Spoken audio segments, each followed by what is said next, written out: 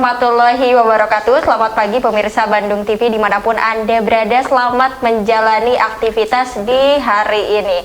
Di hari ini episode spesial tentunya ya Aldi, karena kita kedatangan dua tamu yang sangat spesial. Beliau merupakan Kepala Dinas Koperasi Usaha Kecil Jawa Barat. Ada Bapak Dr. Andes Kusmana Hartaji MT. Selamat pagi Bapak. Selamat pagi, Assalamualaikum warahmatullahi wabarakatuh. Waalaikumsalam warahmatullahi wabarakatuh. Gimana Bapak kabarnya? Alhamdulillah Alhamdulillah sehat. baik. Dan satu lagi kita pun kedatangan Dewan Juri ya dari program One Pesantren One Product, yaitu Ibu Dr. Hajah Diana Sari Namuri SEMGT PhD. Beliau juga merupakan Direktur Pengembangan Usaha Komersial dan Investasi dari Universitas Pajajaran. Selamat pagi Ibu. Selamat pagi. Bagaimana Ibu kabarnya?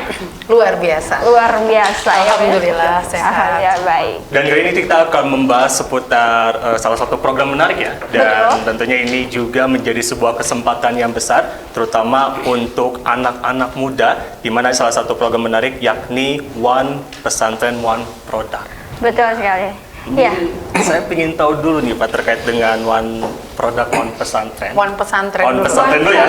One Product itu mungkin bisa One diperkenalkan apa? Mungkin Bapak terus tuh latar belakang terbentuknya seperti apa dan tujuannya apa? Ya, jadi program ini adalah program strategis pemerintah Provinsi Jawa Barat ya. Ini adalah salah satu janji Pak Gubernur Pak Ridwan Kamil dengan Pak Wagub Pak Urjanul Ulum pada saat kampanye. Bagaimana ingin mengembangkan pondok pesantren mandiri secara ekonomi. Karena kebiasaan para pesantren yang masa lalu itu kan hanya mengandalkan sumber pembiayaannya dari hibah bansos, terus juga infak sedekah saja. Tapi ingin merubah stigma seperti itu, dan banyak sebetulnya pesantren-pesantren yang sudah berhasil menjalankan ekonominya. Nah, kenapa tidak gitu pesantren yang lain yang ada di Jawa Barat yang begitu banyak, hampir sekitar 10.000 dan 8.000 punya nomor sertifikat pondok pesantren. Ini mencoba kita kembangkan dan alhamdulillah semenjak 2018 sudah di-launching oleh Pak Gubernur, oleh tim kita juga sudah dilakukan beberapa FGD, dan alhamdulillah mulai 2019 kegiatan ini kita mulai dan sampai dengan tahun ini sudah menginjak ke tahun keempat. Sudah tahun keempat, berarti mulai dari 2019 ya Pak? Iya, betul. Dan dari Ibu sendiri mungkin terkait dengan program sendiri, awal mula mengetahui program OPAP sendiri, bagaimana Bu tanggapannya? Ya, waktu itu kami dihubungi ya oleh Dinas Koperasi dan Usaha Kecil. Ada beberapa dosen juga ya, jadi seperti Prof. Wawan Dewanto dari SBM ITB, ada Pak Meriza Hendri dari Widyatama, Universitas Widyatama. Nah itu diberikan konsep saja bahwa ini harus jalan konsep One Pesantren One Product. Terus kami berpikir ini modelnya mau seperti apa gitu. Nah, alhamdulillah Pak Tutus ini waktu itu beliau belum kepala dinas ya, menjadi kepala dinas ya. Beliau yang in charge juga. Jadi alhamdulillah kami brainstorming, akhirnya oke, kita harus ada FGD dulu. Nah, FGD-nya kami bertanya kepada ormas, kepada pihak pesantren, kepada pihak bisnis. Ini kira-kira untuk menggerakkan ekonomi pesantren, konsepnya mau seperti apa? Akhirnya muncullah konsep bahwa kita harus bentuknya kompetisi. Jadi biar lebih termotivasi juga mungkin. Dan kompetisinya sehat juga ya Pak ya? Ya, sehat. Terutama karena kami dari, kebetulan saya ketua Dewan Juri. Kami Dewan Juri ini bersih dari Ormas dan pesantren ya Ormas dan pesantren. Mungkin kepentingan tertentu ya. Jadi kalau ini saya bilang pokoknya netral ya, kami netral, kami berusaha profesional karena juga Dewan Jurinya terdiri dari akademisi, pesantren dan bisnis gitu. Jadi ya insya Allah hasil yang selama 4 tahun ini adalah memang betul-betul pesantren yang layak juara. Betul, jadi Dewan Juri benar-benar netral gitu. Nah ini Pak, saya ingin bertanya kepada Pak Titus. Ini perjalanannya dari 2018 sampai sekarang 2022, ini perkembangannya seperti apa nih Pak? Dari Jadi, awal launching iya, dari sekarang. semenjak launching 2018 kita mulai program ini 2019 ya. Waktu itu pendaftaran sekitar 1074 yang ikut program One Pesantren One Product. Pak Gubernur di RPJMD rencana penengah jangka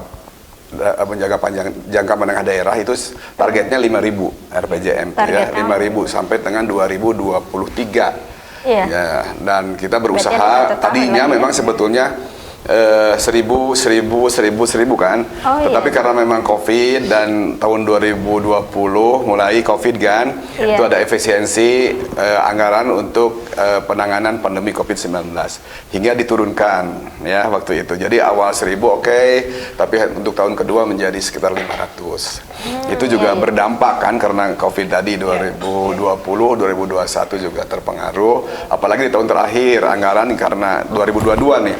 2022 hanya 270. Ini juga terpengaruh juga. Mungkin yang agak berat nanti di 2023 kita harus mencapai 2156 lagi. Iya, untuk menutupi kekurangan.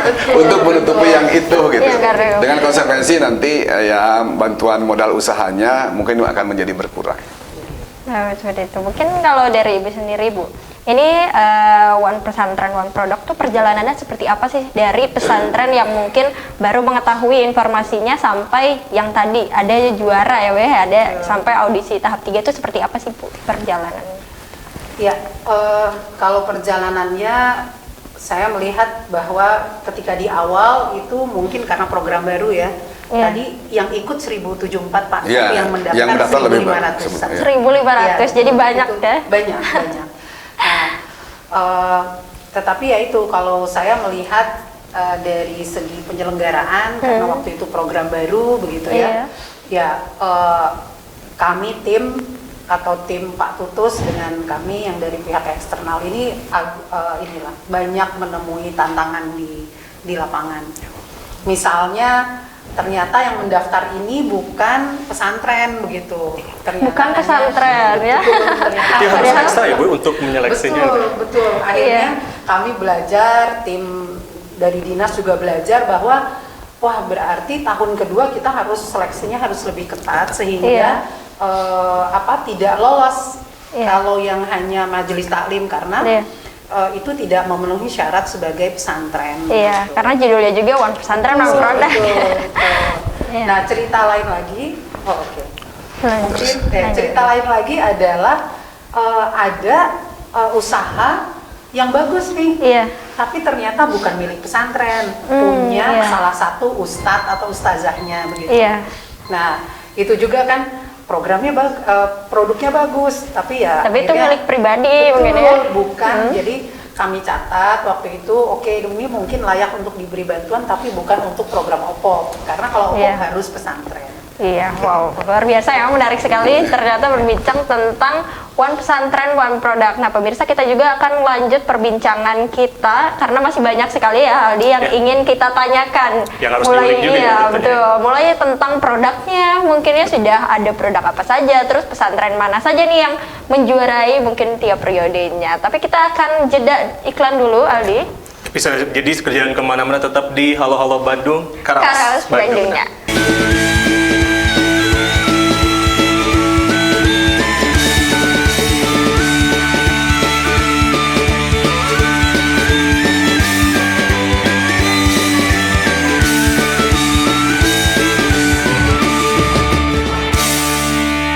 Baik, pemirsa Bandung TV di rumah, kita masih berbincang mengenai salah satu program One Pesantren One Product berkenaan dengan program OPOP ini. Pastinya akan ada banyak sekali produk-produk yang dihasilkan.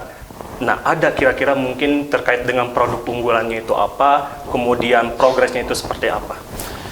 Khusus untuk tahun ini sebetulnya kita kan juga mendukung ketahanan pangan.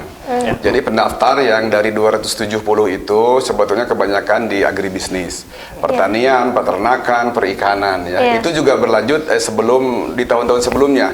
Jadi semua produk dari mulai makanan minuman, fashion, terus kerajinan, termasuk juga tadi di pertanian itu semua ada di pesantren. Tapi untuk tahun ini dan secara total dari mulai 2019 sampai dengan 2022 sebetulnya karena memang pesantren kebanyakan ada di pedesaan, sebetulnya sektor agribisnis yang terbanyak. Apalagi kita juga melakukan magang waktu itu di Al-Ittifaq yang notabene memang selain juga tempat magang dia menjadi off-taker, dan sampai dengan sekarang ini sudah hampir 70 mitra pesantren dari Al-Ittifaq. Jadi yang magang di situ sebetulnya jadi juga mitra dari Al-Ittifaq. Jadi Al-Ittifaq yang menjadi off-takernya. Ini terus juga beberapa produk di fashion ya. Terus juga apalagi kemarin di temu bisnis yang dilaksanakan di Bekasi itu kan alhamdulillah kita sudah mencapai volume usaha sebanyak omset 42,5 miliar. 42,5 dengan 70 off-taker. Ya, luar biasa. Jadi ada satu pesantren sebetulnya yang memang juga sudah punya pesanan ya, termasuk juga dengan Korea. Itu juga hampir 9M gitu kontrak kerjasamanya. Dan ada yang dijadikan mungkin menjadi role model terkait dengan pesantrennya itu sendiri? Ya, jadi sebetulnya di 2019 saja pada saat sang juara gitu ya. Jadi kita jadi merubah pada saat ada beberapa role model di awal, tapi setelah ada juara-juaranya itu juga menjadi tempat magang. Contoh Al-Muhajirin, dia juara 2019, terus di Tasik juga yang juara dia pada tahun berikutnya dia menjadi tempat magang. Oh, gitu. Jadi yang sudah bagus tidak mesti magangnya di role model yang awal. Karena pada saat kita melakukan penguatan kepada melalui pendampingan, melalui magang, itu kita robah. Mana sih yang sebelumnya dia menjadi peserta, tahun berikutnya dia menjadi tempat magang. Wah, karena mungkin kalau misalnya yang sudah menjuarai berarti dia layak dicontoh oleh peserta yang baru. Nah, ini berarti potensinya sangat besar sekali ya Pak, apalagi berkaitan dengan pangan yang dimana kan tahun 2023 itu bahkan global. Nah makanya biarlah negara lain krisis gitu ya. Tapi insya Allah dengan program One Pesantren One Product ya, kita mah tenang-tenang saja. Karena potensi lokal sudah ada, kebutuhan pangan terpenuhi, apalagi jejaring dengan One Pesantren One Product. Mungkin tahun depan kita akan melaksanakan promosi di satu tempat melibatkan 1000 sekian pesantren kumpul bersama gitu. Seperti di awal. Seperti di awal. Kalau dari Ibu Diana sendiri berarti melihat potensinya besar sekali ya Pak ya. Dan kalau dari kacamata Dewan Juri, potensi apa yang mungkin bisa diekspor lagi lebih dalam? Yang layak dikembangkan mungkin ya? Ya, mungkin yang di tahun 2021 ya, dan tahun 2022 ini, saya melihat para finalis mungkin yang saya bisa hafal mungkin. Para finalis ini mereka sangat kreatif. Jadi pesantren ini kalau saya lihat yang bagus-bagus, yang kreatif idenya gitu, itu memang anak muda tadi seperti sudah disampaikan ya. Dan juga kalau saya lihat yang memang mereka memiliki pendidikan yang baik. Jadi ada yang S1, ada yang S2, dan dari lulusan dari universitas yang baik juga. Jadi saya melihat wah ini berarti potensial sekali memang apabila CEO gitu ya yang di pesantren ini berpendidikan baik, karena dengan begitu mereka bisa melit pesantren, bisnis pesantren ini dengan ilmu mungkin secara akademik mereka tidak belajar itu, tetapi karena mereka bersekolah atau memiliki pendidikan yang baik untuk searching, browsing, untuk success story itu menjadi mudah bagi dia, sehingga bisa mereka replikasi untuk menjalankan bisnis di pesantrennya. Salah satu contoh nih misalnya yang juara yang tahun ini, idenya sangat luar biasa menurut saya, karena membuat paket untuk mengkafani mayat. Problemnya saya kan kalau seumpamanya kita termasuk sabun, termasuk apa kan segala. kita pasti ini problemnya apa pertamanya? Rupanya pesantren ini sering diminta untuk memandikan jenazah. Iya. Pada satu waktu dia melihat bahwa kok sabun aja nggak ada. Iya. Nah, jadi alangkah baiknya mungkin kalau seumpamanya pesantren ini juga sekaligus menyediakan sabun. Jadi ketika sudah ada pertama paketnya kali, ya, Dea? betul. Pertama kali audisi 1 mereka hanya memperkenalkan sabun bidara karena mereka Iya. memiliki banyak pohon-pohon bidara. Bidara. Ininya di mana di pesantrennya. Hanya sabun. Itu yang saya bilang bahwa luar biasa OPOP ini men-trigger seseorang untuk berpikir kreatif. Pada audisi kedua, dia sudah mulai tuh ada kain kafannya. Jadi Iya. paket yang dijual bukan hanya sabun. Iya. Karena orang membutuhkan Jadi satu itu paket, kan, ya. satu paket. Audisi 3, saya surprise lagi, ternyata sudah dibuat satu koper. Satu koper ya. Satu koper isinya semua lengkap untuk bagaimana ketika ada mayat. Jadi pikir saya ini kan bagi orang akan iya, mudah iya. ya. Oke, kita untuk diri kita sendiri Betul. ataupun kalau mau ada tetangga kita, kerabat kita, kita sangat gampang nih Iya. satu koper ini aja gitu. Iya. Jadi itu yang menurut Betul, saya sangat membanggakan. Iya. Program OPOP ini bisa memicu kreativitas dan inovasi dari teman-teman yang ada di pesantren. Hanya kelemahannya Iya. dia tidak ada testimoni yang pakai. Iya. Karena yang pakai adalah jenazah gitu. Iya, iya. Biasanya kan ada Iya. testimoni ya. Testimoni enak, bersih, halus Iya, gitu kan. Oh, seger. Iya. Itu tidak ditemukan Iya. karena yang pakainya sudah meninggal. Betul, betul. Tidak ada testimoni dari pemakai ya. Tapi itu suatu ide bisnis yang mungkin untuk pebisnis sendiri nggak akan kepikiran gitu ya. Makanya itu iya. omsetnya sangat luar biasa. Betul, Ketika betul. dia juara 1, juara apa? Juara audisi 1 kan kami beri modal dari dinas, memberikan modal. Omsetnya sangat luar biasa ketika mereka produksinya menjadi semakin banyak.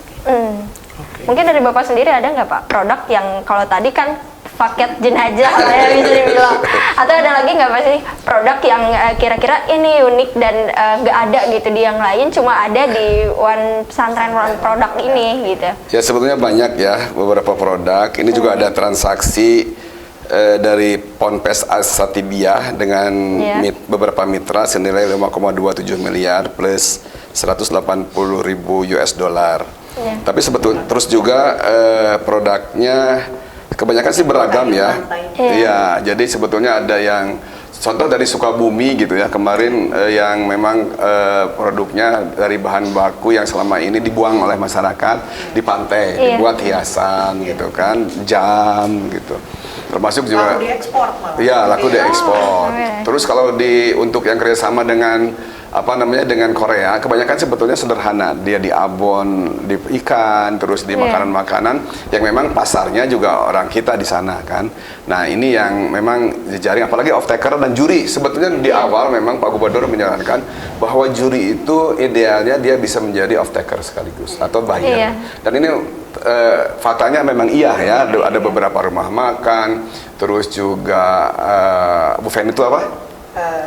Safira gitu kan, dia juga baju-baju muslim, terus yang lainnya juga sekaligus menjadi off-taker. Jadi kita tenang, apalagi jurinya independen. Saya saja selalu kepala dinas, kalau ada titipan agak repot gitu ya. Ini harus dimenangkan, nggak bisa. Karena sesuai dengan kriteria yang hampir 10 kriteria ya, yang kalau saya bacakan di antaranya nih ya, kriteria-kriteria yang disusun oleh tim juri yang ini juga membuat penjurian menjadi sangat-sangat objektif gitu. Sangat objektif gitu, yang memang dibobot kriterianya, dibuat sedemikian rupa dari mulai legal produk, terus ya apakah sudah memiliki PIR dan lain-lain, latar belakang dan seterusnya, permasalahan target pelanggan juga disebutkan, produk layanan, terus juga daya tarik, terus juga peluang pasar dan kompetisi, model bisnis, keuangan, rencana, itu ada bobot-bobotnya hingga 100%. Jadi kualitatif menjadi kuantitatif, makanya pasti ada nilai keluar. Kita nggak bisa mengganggu dong. Kadis ada titipan ini harus dimenangkan nih pesantren ini. Tidak bisa berbuat banyak karena itu nanti di pleno sudah disampaikan.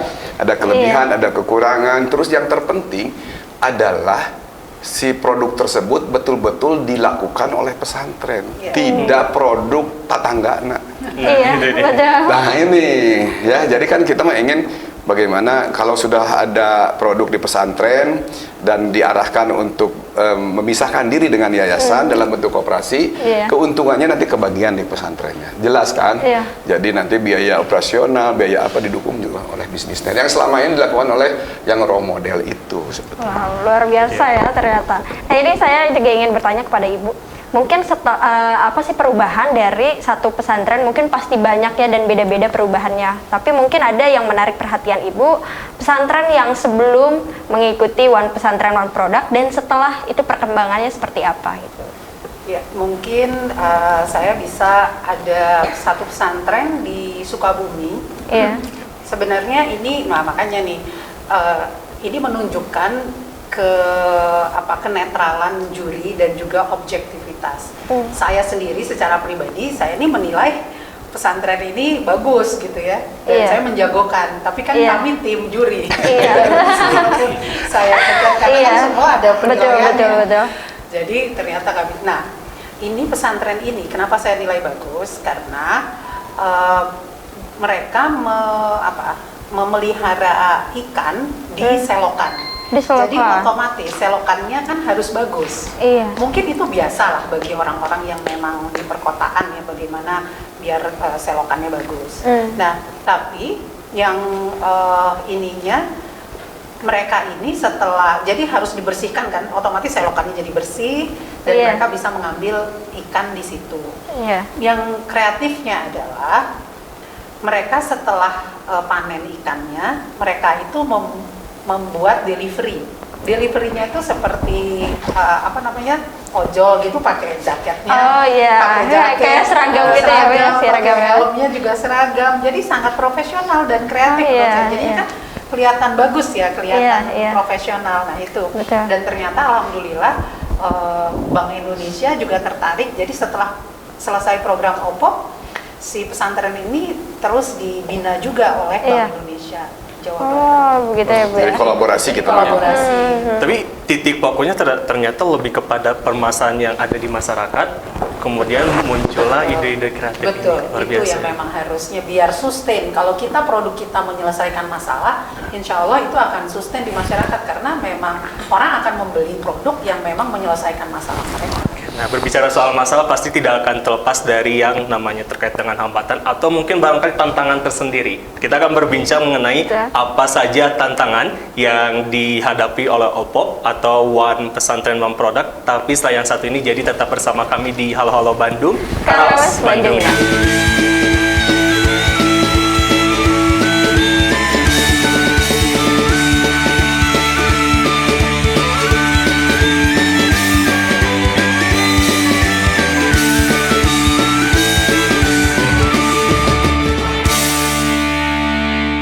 Ya baik pemirsa, Anda masih bersama kami di Halo Halo Bandung, Karawas Bandung. Bandung. Nah pemirsa, terima kasih Anda masih bersama kami. Kita akan lanjutkan perbincangan kita mengenai One Pesantren One Product. Tadi kan kita sudah berbincang dengan Bapak Ibu tentang success story ya, banyak produk yang dihasilkan, terus omset yang sangat luar biasa. Tapi mungkin dari setiap perjalanan pasti ada yang namanya masalah ya, Pak, ya? Betul. Di dalam prosesnya. Mungkin dari Bapak sendiri selama menjalankan program ini, apa sih Pak kendalanya yang dirasakan? Di awal, kendala yang dihadapi adalah kita memakai pendaftaran secara online. Kebiasaan untuk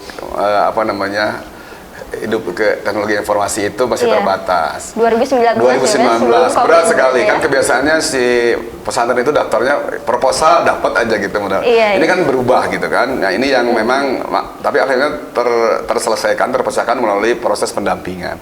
Iya. Jadi pada saat itu kita setelah sosialisasi, kita sudah menunjuk pendamping. Iya. Jadi pendamping itulah yang membantu bagaimana si para pesantren itu ikut mau mendaftar.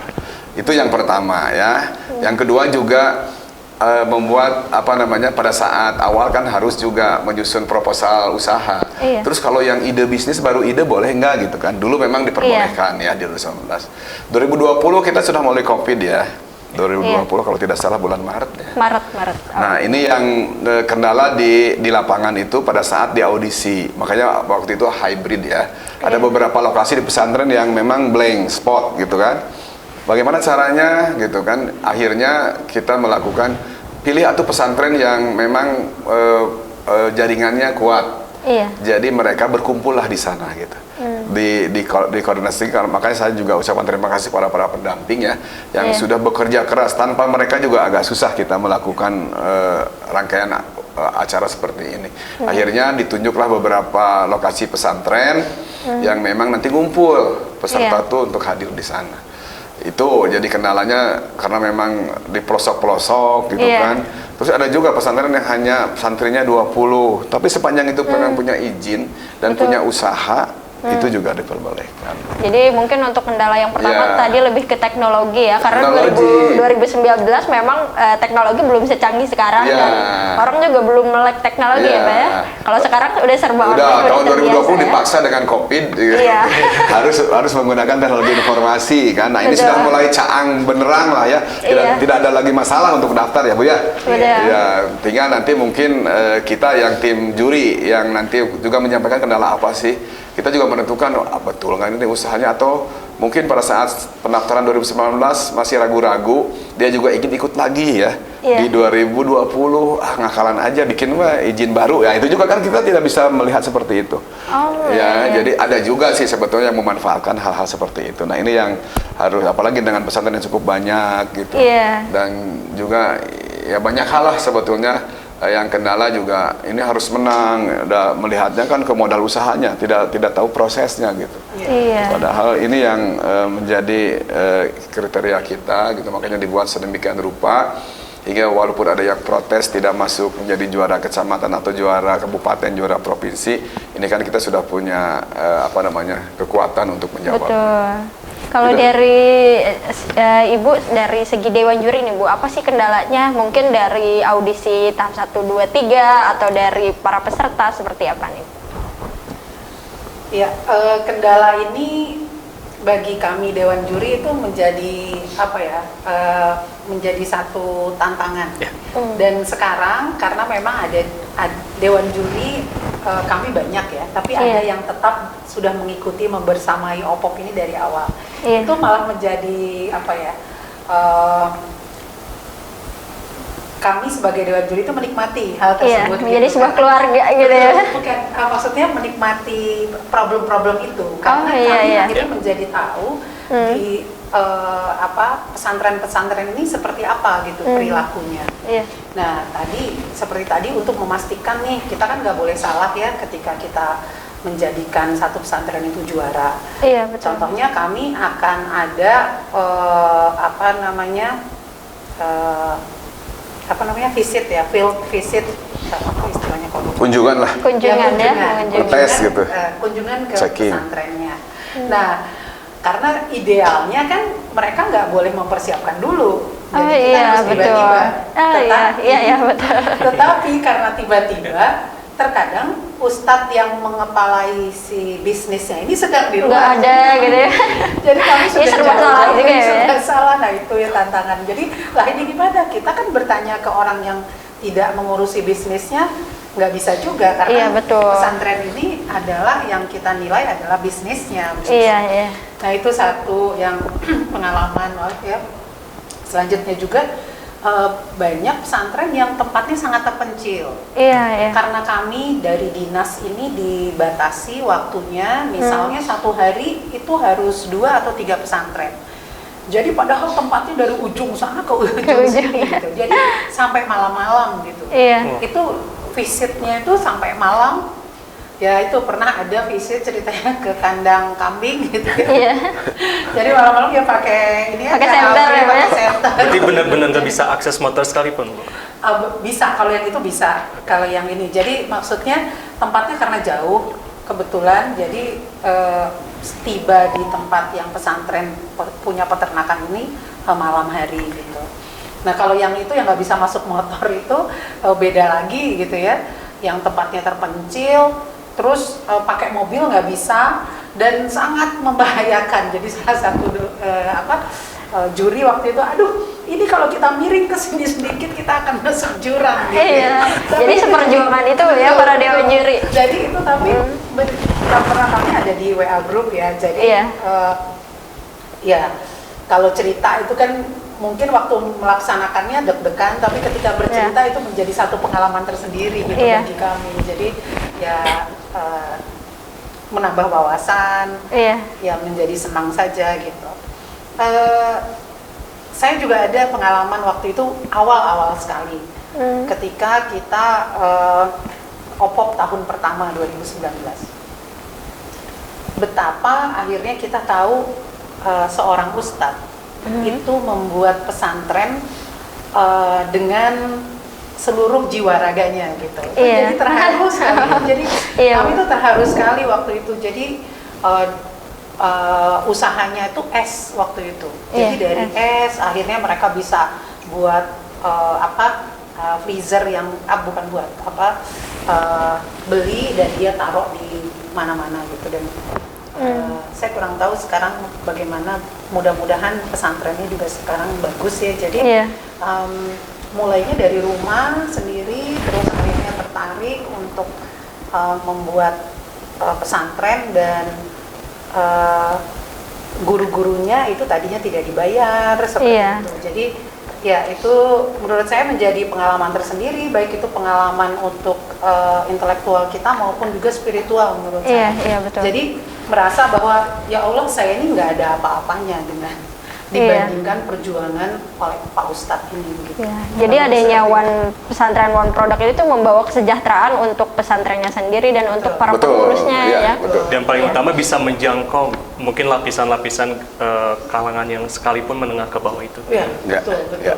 Nah, itu karena itu juga menjadi salah satu kriteria bahwa pesantren ini harus bermanfaat untuk masyarakat sekitarnya. Itu menjadi satu kriteria penilaian. Jadi apabila bisnisnya, kami sudah mengikut sertakan masyarakat setempat, itu menjadi poin tersendiri bagi jadi jadi ada pesantren juga mungkin yang sudah berkembang itu bisa merekrut keluarga jadi para pekerja. Itu rata-rata penyerapan sebetulnya hampir 2-3 orang lah kalau yang sudah berhasil. Kita kan punya juga penelitian dengan Fakultas Ekonomi Universitas Bisnis Unpad juga ada sekitar penelitian. Mungkin tahun depan kita akan juga lakukan sejauh mana pemanfaatan OPOP ini terhadap bisnis pesantren. Dari peserta sini ada yang bahkan mungkin sampai menjelaskan permasalahannya seperti ini Bu, atau misalnya saya kesulitan akses dan segala macamnya, atau mungkin curhat lah ya dari peserta. Nah, itu ada nggak kira-kira? Itu sebetulnya masalahnya. Itu sebetulnya di audisi ya. Di audisi kan kelihatan. Di audisi itu selain ada potensi yang dia miliki, itu tim juri mendengarkan keluhan curhat gitu yang dilakukan. Mungkin itu bisa juga jadi penilaian khusus ya. Apakah harus dibantu, apakah harus dijuarakan gitu. Itu karena kita bagi-bagi ya jurinya per kelompok gitu. Ini hal-hal seperti itu dicurhatkan pada saat di audisi. Masalah yang paling mungkin sering didengar itu apa nih Pak dari para peserta? Sebetulnya pasar ya, pada saat terus juga kemampuan entrepreneur ya dari para santri kan.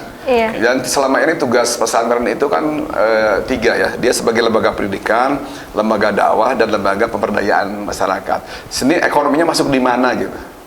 Makanya harus dibagi, karena memang kalau pesantren kan milik perorangan kan, milik kiai kan, dibentuknya itu bukan milik pemerintah kan. Ya, tapi di situ juga kan harus dibagi nanti, kan kalau manajemennya kan berupa yayasan nih.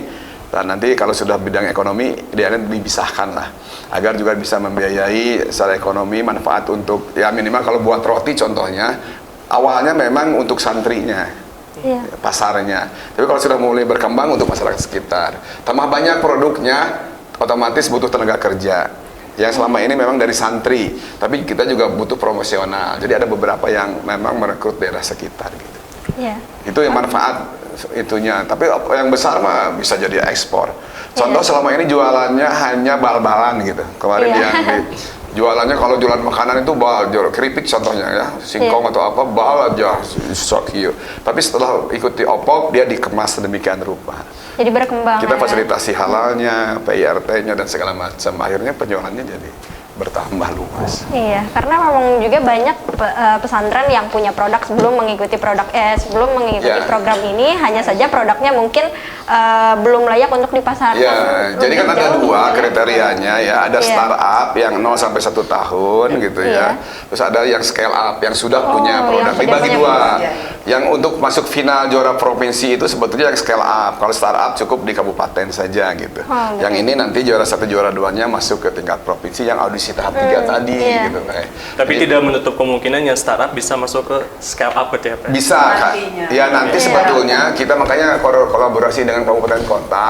Contoh di Bandung Barat saja yang dia hanya juara kecamatan, tapi dia bina oleh kabupatennya, pemerintah kabupaten, dia bisa membuat dipromosikan produk-produk yang lainnya. Jadi kalau yang kreatif itu begitu, pada saat Iya. dia tidak juara, karena juara itu kan hanya apresiasi saja di awal, di akhir ya. Betul. Tapi kan tidak semua bisa jadi juara, karena itu terbatas. Tapi Iya. pada saat dia sudah punya jiwa entrepreneur, sudah melakukan bisnis, kan dia juga bisa mengembangkan bisnis yang lainnya. Tidak hanya satu produk sebetulnya yang dia miliki kan. Pada saat daftar produknya hanya cetak, tapi ternyata dia Iya. potensi ikan ada di situ. Makanya dikembangkan lagi karena pada saat dia ngumpul magang ada pengetahuan yang dia dapatkan gitu. Dan kalau produk di tangan orang Grab itu pasti akan menghasilkan aja, Pak. Betul. Value-nya dari Betul. segala Apalagi yang macam. sekarang banyak yang muda ya Bu ya. Iya. Iya. Itu dia. Kalau misalnya ini Bu, saya ingin bertanya, kan tadi di audisi tahap berapa gitu, itu dikasih modal, ada nggak sih Bu kira-kira permasalahan dari peserta yang misal modalnya itu tidak dikembangkan atau kesulitan lah, kesulitan Di mengembangkan? awal ini juga ada, jadi Wah, hilang sudah begitu ada saja. ya? Ada yang Bagaimana bilang- nih Bu ceritanya kira-kira? Ada banyak, terutama di awal ya, karena mungkin juga ya tadi karena programnya baru, kami juga memberitahu kepada pendamping. Jadi kami ada menurunkan juga karena tidak mungkin tim dari kami dan pihak dinas itu melototin satu-satu nih, Iya, gitu. betul. Jadi kami ada pendamping. Nah, pendamping ini yang membersamai pesantren-pesantren ini. Nah, mungkin di tahun pertama itu juga pendampingnya belum diberitahu bagaimana cara mendampingi atau apa yang harus dilihat. Nah, itu banyak yang dananya tidak terpakai atau dananya habis tapi tidak dipakai Tidak tahu kemana gitu. untuk produksi, tapi malah Iya. dipakai untuk konsumsi seperti Iya. itu. Nah, tapi ya kembali lagi kami belajar dari kesalahan tahun pertama dan berusaha memperbaikinya di tahun kedua. Dan Iya. alhamdulillah sekarang sudah berjalan baik karena kalau seumpamanya dia tidak bisa menghabiskan atau menggunakan dana di tahap pertama dengan baik, otomatis dia tidak akan kami loloskan untuk audisi tahap 2. Ya, jadi adanya pendamping juga ya Bu ya. Jadi Ya, untuk yang pendamping memberikan itu ujung modal tombak. ya. Jadi dari pihak penyelenggara juga tidak hanya memberikan modal saja dengan cuma-cuma, tapi didampingi juga ya Bu ya. Benar. Yang pasti kalau misalnya menghadapi kendala jangan jadikan sebuah masa tapi menjadi tantangan ya. Betul. Malah Betul. justru kita akan menikmati tantangan itu sendiri. Betul. Nah, dan kelengkap kalau misalnya ada masalah biasanya suka ada solusinya. Ya. Nah, nanti kita bakal berbincang terkait bagaimana nanti program OPOP ke depannya dan apa saja ini terkait dengan permasalahan yang bisa dihadapi oleh program OPOP. Setelah yang satu ini jadi tetap bersama kami di Halo Halo Bandung, Karos Bandung.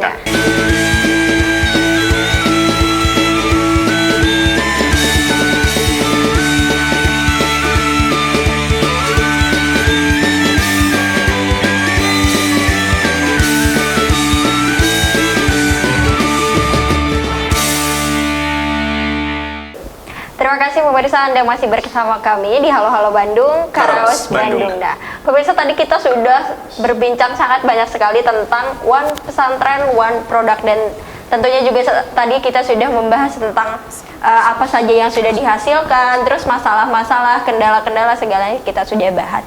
Nah, mungkin Pak, tadi dari kendala-kendala yang dialami dari program-program sebelumnya atau periode-periode sebelumnya, kira-kira solusi apa nih yang Bapak tawarkan agar OPOP ini bisa berkembang di tahun selanjutnya di 2023 ini? Ya, jadi solusinya sebetulnya sesuai dengan visi Jawa Barat ya, Jabar Juara Lahir Batin melalui inovasi dan kolaborasi. Tidak cukup oleh dinas koperasi saja.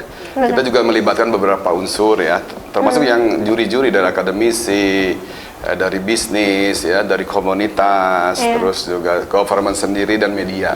Sangat terpenting sekali untuk menyelesaikan masalah-masalah yang dihadapi. Contoh pasar, ya, kita juga melakukan temu bisnis, terus juga dengan Bank Indonesia, dengan Bank BJB, dengan bank-bank lain juga terkait dengan pembiayaan. Karena kalau sudah usaha pesantren berkembang kan butuh juga modal tambahan selain dari modal usaha itu kan. Itu juga kita lakukan, termasuk juga promosi ke luar negeri. Yang juara-juara itu kita ajak, Pak, untuk promosi ke luar negeri. Kemarin ke Turki, di awal juga ke Turki, terus ajak ke Milan waktu itu juga. Tapi dengan catatan dengan kurasi yang begitu ketat gitu kan, gitu. Untuk 2023 kita masih ada PR, kita sudah harus merekrut 2.156 pondok pesantren. Jadi ini yang lebih banyak dari tahun-tahun sebelumnya karena target RPJM, target masa kepemimpinan Pak Gub dengan Pak Wagub, Pak Ridwan Kamil, ya, dengan Pak Uru Chanul Ulum. Ini sampai dengan 2023 September dia akan berhenti menjadi gubernur dan wakil gubernur. Kita harus menyelesaikan dulu tugas ini, salah satunya karena ini adalah program yang sangat strategis dan alhamdulillah bisa juga mempertahankan di ketahanan pangan gitu. Jadi saya berharap juga kepada teman-teman yang hadir menyaksikan acara ini juga yang punya saudaranya pesantren, teman-teman pesantren, silahkan daftarlah untuk mengikuti program ini. Karena selain juga mengembangkan peran kita kepada pesantren, juga mengembangkan entrepreneur di kalangan santri, gitu kan, untuk mengembangkan ekonomi. Jadi juga memperkuat potensi lokal yang dimiliki oleh masing-masing pesantren yang kebanyakan ada di pedesaan, kan aman pada saat nanti diinformasikan ada krisis global, kita insya Allah akan bertahan dengan program ini. Makanya daftarkanlah ya, dengan syarat-syarat nanti akan saya bacakan lagi syarat-syarat apa saja nanti kita juga akan yang harus dipenuhi oleh pesantren dan nanti menugaskan orang utusan atau di bidang ekonominya untuk hadir di magang, di pelatihan dan di proses pendampingan. Betul. Ibu, kalau dari Ibu sendiri sebagai Dewan Juri, apa sih Bu yang dipersiapkan untuk program One Pesantren One Product di tahun 2023 dan tentunya harapannya agar lebih baik dari tahun-tahun sebelumnya? Ya, betul. Ini menjadi tantangan lagi ya bagi kami tim juri karena seperti Pak Kadis sampaikan tadi 2.156. Itu jumlah yang sangat luar biasa ya, yang terbesar. Betul. Ya, pesertanya dari bahkan dari yang pertama itu kan hanya 1.074. Iya. Nah, tentunya akan kami buat konsep yang sedikit berbeda, yang dengan apa yang sudah kami lakukan di tahun-tahun sebelumnya. Nah, ini kami akan berkolaborasi dengan pesantren, tentunya pesantren pesantren yang dipakai untuk menjadi tempat pelatihan, tempat magang, itu akan menjadi semakin besar juga karena memang para juara-juara yang dari tahun-tahun lalu itu akan menjadi pesantren role model juga. Nah, jadi mudah-mudahan dengan semakin banyak pesantren role model itu akan bisa memfasilitasi 2.156 ini gitu. Tetapi tentunya konsepnya akan sedikit berbeda dari yang sebelumnya mungkin ya. Tahun-tahun sebelumnya karena jumlahnya yang sangat besar, sedangkan waktu yang diberikan akan tetap sama. Mungkin berkurang, Bu. Sekarang kan bahkan berkurang. Mungkin bulan Agustus kita sudah closing ya. Betul. Bahkan berkurang. Bukan setahun gitu ya. Kurang dalam setahun. Iya. Tetapi tetap target harus bagus begitu kan? Iya, betul. Apalagi kan tahun ini kita memang targetnya itu pesantrennya sudah go global. Ya. Pesantrennya sudah harus bisa memperkenalkan produk-produknya ke internasional begitu ya. Nah, jadi tentunya ini tadi harus konsepnya harus berbeda untuk bisa tetap tujuan tercapai dengan waktu yang waktu yang lebih singkat mungkin gitu. Karena tujuannya itu utamanya itu kan adalah untuk menggerakkan roda perekonomian. Berbicara ekonomi ini yang saya tahu saja ya Bu, kuncinya kan ada pada investasi dan juga ekspor. Nah, dan OPOP ini sendiri kan memiliki potensi terkait dengan ekspor itu seperti apa? Ya, tadi seperti disampaikan Pak Kadis bahwa alhamdulillah nih dinas itu ya sudah memfasilitasi karena memang kalau secara teori UMKM ini sangat-sangat perlu melakukan exhibition gitu ya, expo, pameran di luar negeri karena banyak pesanan-pesanan yang belum ada sebelumnya itu terjadi ketika pameran. Dan itu memang sudah kami buktikan ketika dinas membawa produk-produk UMKM ini ke expo-expo di luar negeri. Nah, jadi alhamdulillah memang fasilitasi dari dinas sudah ada untuk bisa memperkenalkan produk-produk OPOP yang potensial ke pasar luar negeri. Dan ini juga memang menjadi salah satu kriteria juga dalam penjurian. Karena kan mungkin kita juga harus jeli produk-produk yang disukai di pasar luar negeri belum tentu di dalam negeri itu disukai juga. Ya. Jadi ada seperti, tapi itu potensi itu sudah kami lihat juga. Jadi misalnya ada yang tadi disebutkan oleh Pak Kadis, satu pesantren dia produknya adalah kayu-kayu sampah gitu ya, yang ada di pantai. Itu pemesanannya dari luar negeri sudah sangat banyak. Jadi memang produk yang seperti itu mungkin etnik ya, karena alami begitu, itu menjadi perhatian bagi pasar luar negeri. Nah, seperti itu. Jadi kami juga sebagai juri, kami juga senang karena ternyata banyak produk-produk yang sangat berpotensi untuk pasar luar negeri. Wow, luar biasa ya. Jadi dengan pesantren One Product ini tentunya bukan hanya mengembangkan ekonomi yang ada di pesantren, tapi banyak juga mungkin memberikan pengalaman yang sangat luar biasa untuk para santrinya, dan juga mensejahterakan para pengurus di pesantren. Nah, mungkin Pak, untuk yang terakhir, harapan dari Bapak dan Ibu untuk program ini tuh seperti apa sih ke depannya gitu? Ya, jadi sustainable ya, ingin keberlanjutan Bu ya. Karena kita juga sudah menyiapkan beberapa off-taker, terus juga yang penting semangat di ekonominya ya. Jadi tidak hanya mengandalkan hibah bansos, jadi juga untuk manfaat selain untuk para pesantrennya juga, tapi untuk masyarakat sekitar dan lebih luas lagi. Jadi jiwa-jiwa entrepreneur, apalagi sekarang kan dunia tidak sedang baik-baik saja. Saya berharap juga potensi-potensi yang dimiliki bisa terus dikembangkan, memanfaatkan potensi lokal yang ada. Makanya silahkan daftar, nanti bisa dibaca di opopjabarprop.go.id lah ya. Persyaratannya apa saja, kewajiban apa saja, kapan mulai, karena dengan 2.156 saat ini kita sudah mulai dibuka pendaftaran. Jadi untuk mempercepat rekrutmen dari 2.100, makanya di bulan Desember ini, di awal kemarin sudah kita buka pendaftarannya. Silahkan dibuka opop.jabarprop.go.id. Ada persyaratannya, harus bagaimana, kapan mulainya, itu juga ada lengkap di sana. Itu saja Teh. Udah luar biasa. Kalau dari Ibu sendiri, harapan untuk pesantren One Product ini untuk kedepannya seperti apa sih? Ya, karena mungkin saya pribadi ya, sebagai orang yang memang membersamai OPOP dari mulai kami merumuskan OPOP. Tentunya besar harapan kami karena tadi kami rasakan juga bahwa atau pesantren banyak merasakan bahwa program ini adalah program yang baik. Tentunya kami tidak ingin ketika pimpinan berganti terus berhenti begitu. Betul. Kami sangat mengharapkan siapapun pemimpinnya nanti, program OPOP ini akan terus dilanjutkan. Ya mangga, misalnya namanya mau berubah atau apa, memang biasanya seperti itu ya.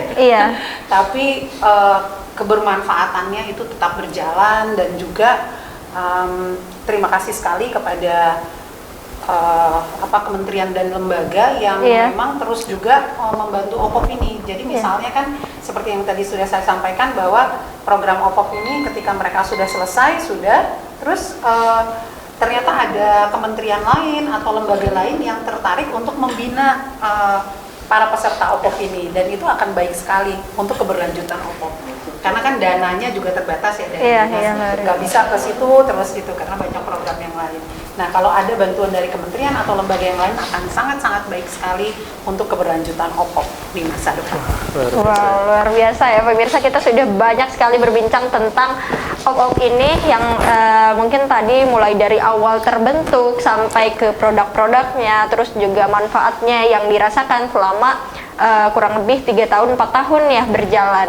Dan kita juga mengingatkan ya untuk pemirsa yang mungkin tadi juga ya Pak sudah diajak oleh Bapak untuk mendaftarkan pesantrennya. Bapak Ibu yang menonton mungkin ada yang punya pesantren atau mungkin keluarganya ada yang menjadi pengurus pesantren atau bahkan mungkin anaknya yang aktif di pesantren juga bisa menyarankan untuk mengikuti pendaftaran untuk mendaftar ya di program One Pesantren One Product, karena tentu tadi sudah dijelaskan dari awal hingga akhir luar biasa manfaatnya banyak sekali dan banyak juga pesantren yang terbantu tentunya Betul, ya Pak. betul. Yang tadi mungkin bisnisnya cuma bikin roti untuk dimakan sarapan oleh santrinya akhirnya berkembang sampai tadi juga ada beberapa produk yang sudah diekspor ke Betul, luar ya. negeri dan tentunya ini bisa menghasilkan pundi-pundi rupiah untuk kebermanfaatan orang banyak Nah, tentunya itu ya. dia. Karena untuk mencapai hal yang besar dimulai dari langkah yang kecil pastinya. Betul sekali. Kita juga ingatkan untuk pendaftarannya bisa dicek di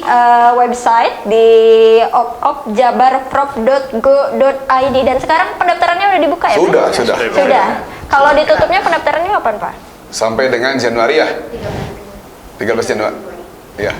Oh, Februari. Sampai dengan Nah, bulan Februari. sampai dengan Februari. Jadi mungkin untuk yang baru punya ide-ide bisnis bisa langsung dikembangkan mungkin ya atau Minimal misalnya- sudah punya bisnis, maksudnya. Iya. Punya kolam lah Sampai ya. Februari ya, Ya, Pak, ya? punya Sampai kolam Februari. kan punya kolam hanya ikan satu ini bisa daftar. Nah, gitu. Karena Jadi dia bakal sampai menambah referensi juga ya. Pak. Betul. Betul. Makanya masih ada kesempatan untuk buat bisnis dulu.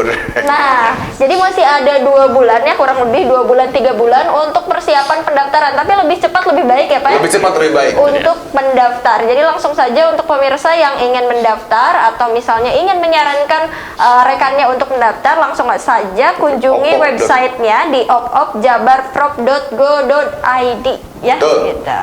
OP-OP. OP-OP. Op ya, betul. Op-op. Op ya. Op-op. Op ya. Dan tentunya saya ucapkan terima kasih juga untuk Bapak Iya. Kusmana dan juga Ibu Diana telah bersedia hadir dan juga menjelaskan program yang sangat luar biasa. Sekali lagi menjadi salah satu potensi yang dikembangkan dan tentunya akan bisa menggerakkan perekonomian di Indonesia, khususnya di Amin. Jawa Barat juga. Amin. Betul. Terima Ya. kasih tentunya pemirsa Bandung TV di rumah, saksikan terus program Halo Halo Bandung setiap hari dari jam 8 sampai jam 10 pagi hanya di Bandung TV. Saya Aldi Salman mewakili tim yang bertugas pamit undur diri. Saya Risa Maniro pamit undur diri. Halo Bandung. Karos Bandung. Bandung. Wassalamualaikum warahmatullahi wabarakatuh.